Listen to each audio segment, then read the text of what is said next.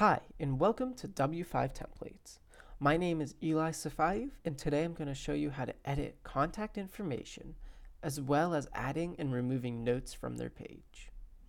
We'll begin by selecting a contact, and once we do so, we'll be taken to their information page. Here we can edit their name, their phone number,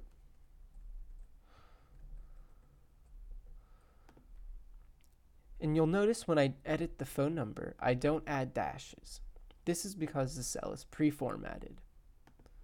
Changing the status can be done by using the drop-down arrows to the right, as well as for priority.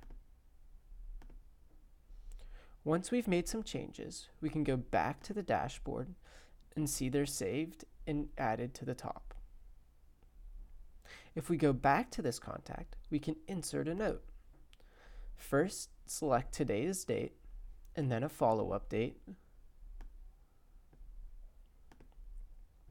Add your note.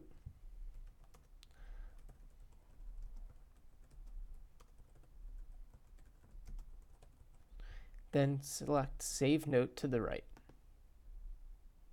The note is added to the bottom here, and then when you go to the dashboard, appears to the right.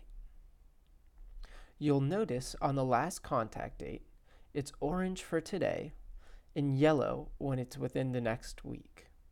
The follow-up date is red when it's already passed and green for today. We can go back and delete this note by going back to the contact page, selecting Delete Note from the top, and on the drop-down menu, select the note you wish to delete.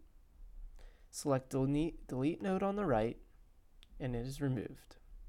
If you go back to the dashboard page, you'll see our old note is now present.